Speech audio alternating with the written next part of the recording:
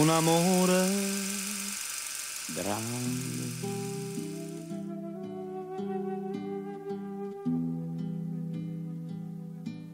Grande come il mondo.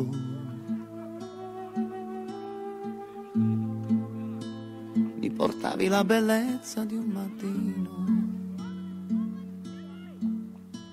un sorriso nei miei occhi, un sorriso che oramai non c'è più. Колко голяма може да бъде една любов и докъде се простира тя? Какво е усещането, щом стъпиш на този стадион и защо никога няма да те напусне? Славист не се става, славист се ражда. Това си е любов от малък. Много хора са ме питали, добре, ти що си славист? И аз казвам, защото съм различен от другите. Аз съм играл за много клубове, може би поне 10, не зная, за 20 години професионален стаж, 10 на отбора, но наистина Славия сбъдна дори много повече от това, което съм очаквал да бъда като професионалист, и поради тази причина Славия на сърцето ми и ще продължавам да се обичам винаги до живота. Тук винаги има някой. Сред многото история, минала, настояща, бъдеща. Да бъдеш славист не е само вътрешно състояние. Това е състояние на духа. Защото това, което пази жива Славия и до днес, не е просто и само носталгията. Това е гордостта, която също е вид себеусещане, което няма как да придобиеш на сила.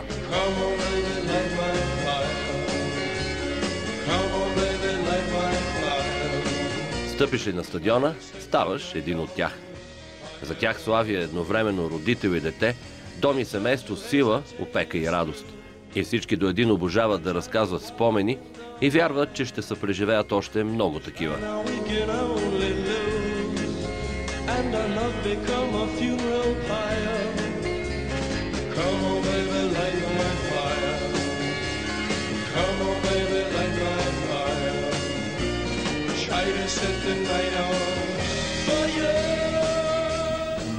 Това е един отбор, който така винаги хората са го уважавали, феновете са го уважавали. За себе си знам, нали, как съм се чувствал, когато съм играл в Славия.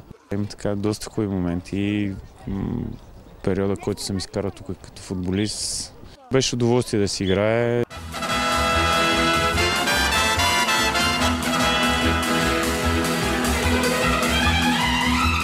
Аз съм такъв, взимам от живота това, което ми дава. Всичко, което ми дава, гледам да го взема, защото живота е кратък и минава бързо. И човек трябва да се радва на това, което има. Но пък е хубаво в този живот да се случи със Славия. За мен да.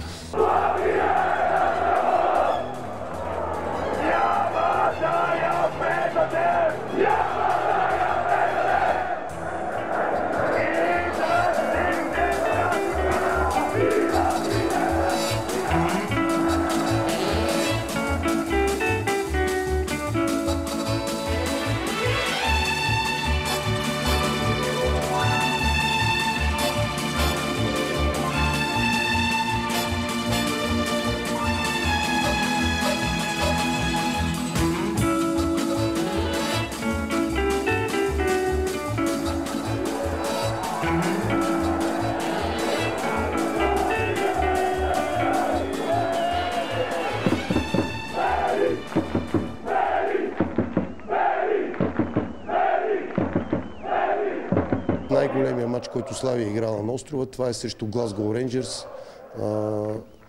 Незабравимата 67-ма година на полуфинала за купата носители национални купи на Хемдън парк пред един пълен стадион от 80 000 човека. Което хората, които са взели участие в този матч, казват, че може би връх в кариерата им.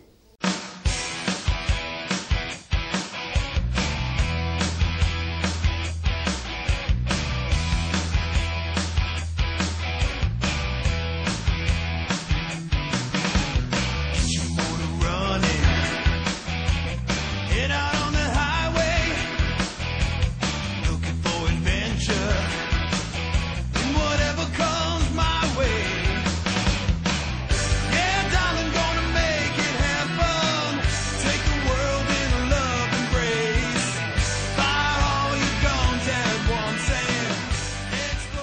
Тук виждаме снимката на, може би,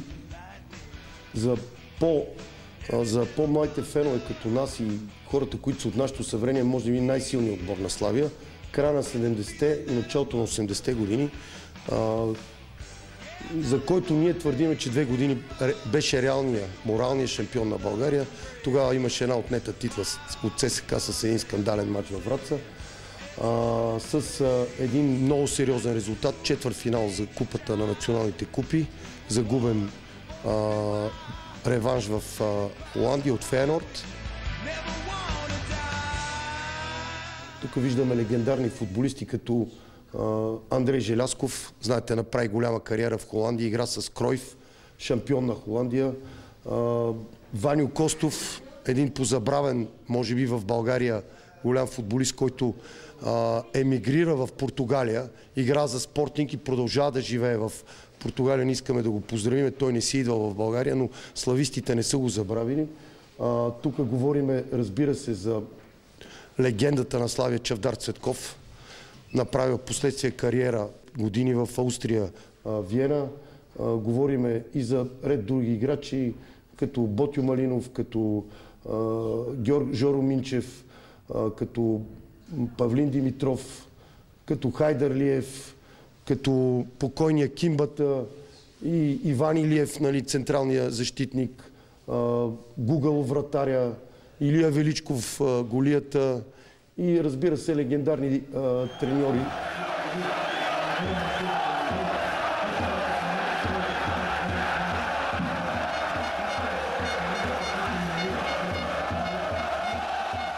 Отборът е легендарен. Отстрани Легия Варшава, Славия Прага и няма да забравим победата срещу Фейенорд на Васил Левски.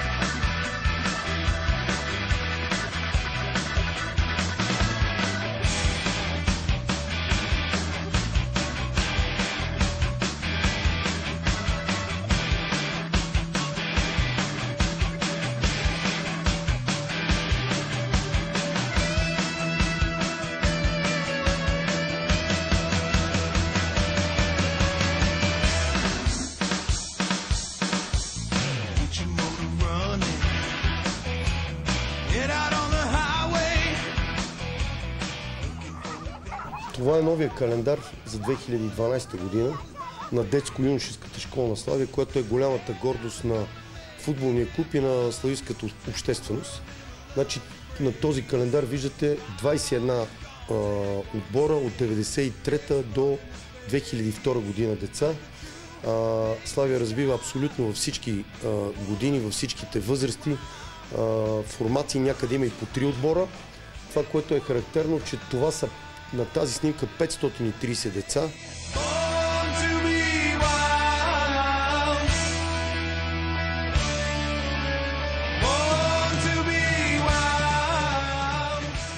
Гордостта към момента е, че елитната 19-годишна юношеска дивизия в България се лидира от Славия и елитната 17 години дивизия също. Лидер е Славия, води във временното класиране, говориме на републиканско ниво.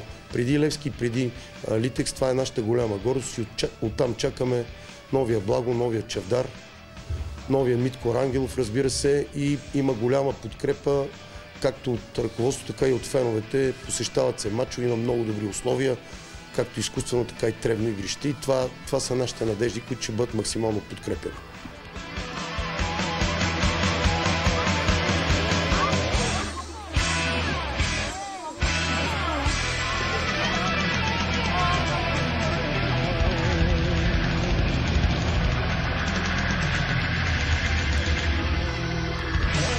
Хубаво е да видиш как децата идват и се радват, когато играят футбол. Независимо от това, че нали, в момента времето е студено, но на тях това не им пречи.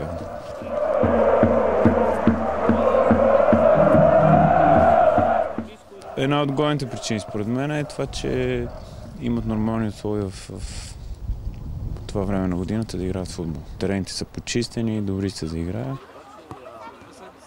Трябва да идват да играят с желание, да идват с... да обичат футбола. Това да не има в тежест, да чака с нетърпение да дойде тренировката и пожелавам им, който така иска и обича Славия, да играе Славия. Никой не държиме ние на сила тук. Който има желание да носи бялата фанелка, е добре дошъл.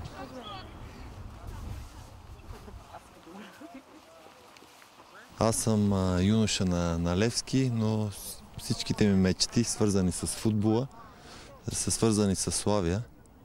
Разбира се, Левски ми даде много, отбор, който все още обичам, но с Славия нещата са съвсем различни. Успях да се развия като професионалист, стигнах до национален отбор и оттам в чужбина, така че всичко хубаво около моята съдба е свързано с Славия и аз се радвам, че сега имам възможността да бъда част от треньорския екип и да споделя моят опит с децата, които се обучават тук.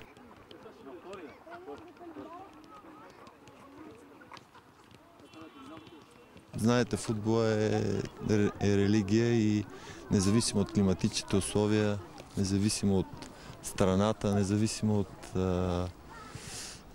икономическото състояние на конкретна страна, навсякъде футболните игрища са пълни. Смятам, че не на последно място тук имаме добри условия и това привлича малките деца. И съм убеден, че в близко бъдеще школата ще се развива и още и ще бъдем водеща сила в създаването на таланти.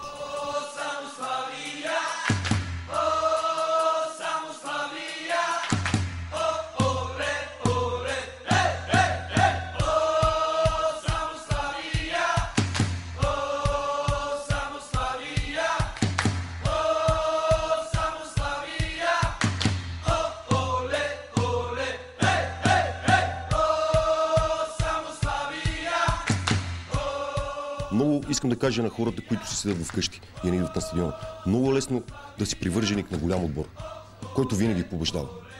Това е изключително лесно. Нека да видим, в Англия има толкова малки клубове, без никаква футболна история, но стадионите са ми пълни. За тях това е един празник. Футболът, вярно, е по-добър, но пък ние сме Славия. Най-старият столичен отбор и в България. Затова нека да идват хората на стадиона. При нас няма ексцесии, говоря като фен, не сме като другите отбори, знаете, които няма да ги коментирам. Нека заповядат с деца, с жени. Нашето знаме, чиста е нашата съвест. Легенда, бъдеще време, това е нашата Славия. О, само Славия! Тук са ми най-добрите приятели, тези, с които празнуваме празниците, тези, които, когато имам проблем, също и на тях се обаждам. Когато след мач се веселиме или заедно тъжиме понякога. Защото много пъти сме плакали с мач, много пъти сме се веселили. Това е идеята, Слави. Защо на стадиона, не в механата? Защото в механата всеки може, пък на стадиона трябва да си с теб човек, за да успееш да се забавляваш изтънчено на стадиона. Не е толкова лесно. Това е приятелството и идеята. Тук много мои приятели менажират други спортове, като баскетбол, като хокей на трева. И мисля, че се правят много добре и те са с огромни славийски сърца и това е водещото. Приятелките ми също, приятелите ми мъже, с които ние нямаме никаква разлика. Дали сме жени или мъже, при нас абсолютно никакво значение няма. Аз за тях съм както всяко друго момче техен приятел. Когато имам проблем, винаги те са едни от първите хора, на които се обаждам. Независимо дали са на 18, на 50, на 70 години.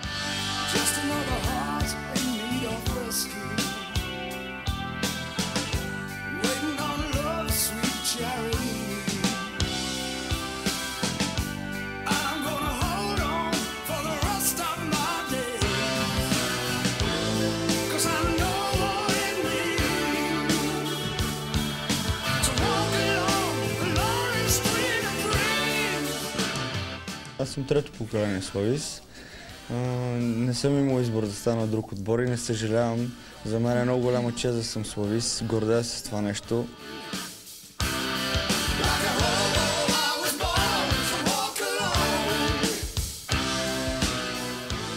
Аз винаги съм бил различен. Много е лесно да си от отбора, който винаги е победител. От масовостта в България модерно си от масовостта. Винаги от масовката. Много е модерно това нещо. Мене това нещо супер много ме дразни. И за мен още един път казвам, много голяма чест е да съм славист. Се надявам Славия тук нататък да ни радва и така да имаме повече успехи, за да може тук тия деца, тук ги има по плакатите на места, от школата да стават слависти, а не да се червенят и синеят. Защото това не е лесното нещо, да си от Левски или от ЦСКА в България. Друго е да си от един отбор като Славия, който в исторически аспект е постигнал много и ние затова се гордеем, че сме от този отбор. До ден днешен и ние докато сме живи, Славия ще има и се гордеем докато сме живи и сме тук на този стадион, на всеки матч. Живота здраве!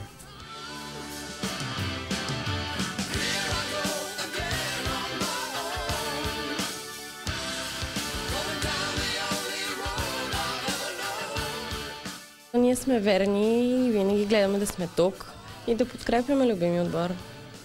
Колкото и, нали, не винаги да се получават нещата, но важното е да сме тук и да вярваме, че ще победим. Не съм гледал мач на Славия по телевизията, защото съм ходил. И ние така. Аз не мога да си представя матча, ако е в събота или в неделя, сутринта, като се събуда.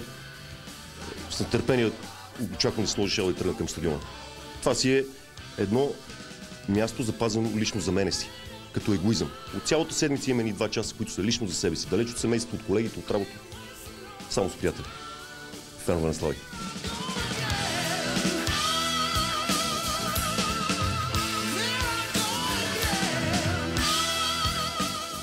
Цялото ми семейство, всички жени сме от Славия.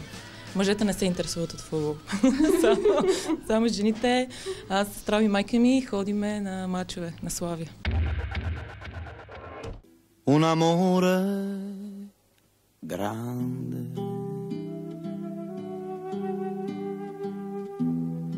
Тук има факсимиле от протокол номер 1 на първия отбор в България, спортен, футболен отбор, който все още съществува под същото име в историята.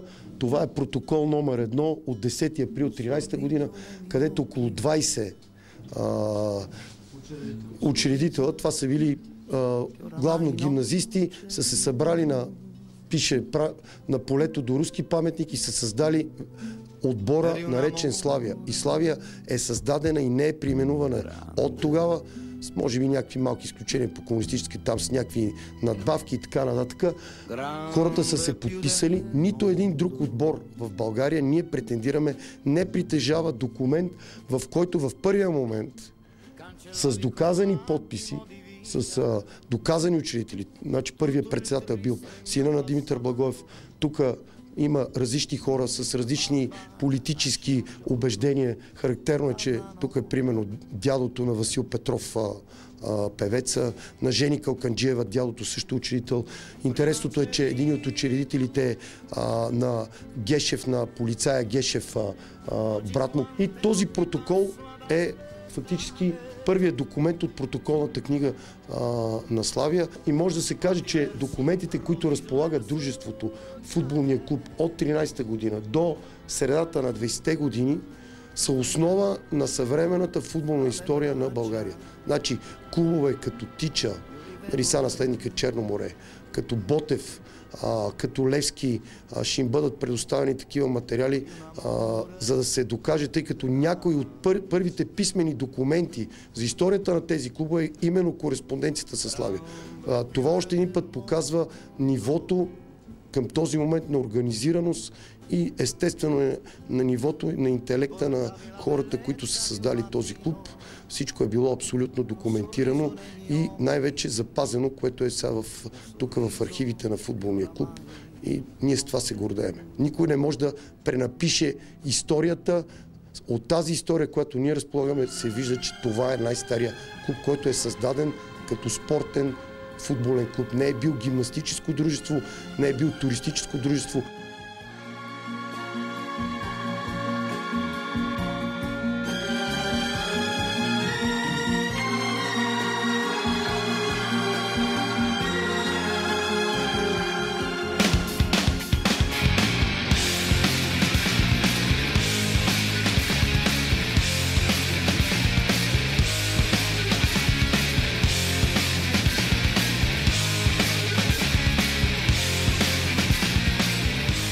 Какво притежава човек, освен самия себе си?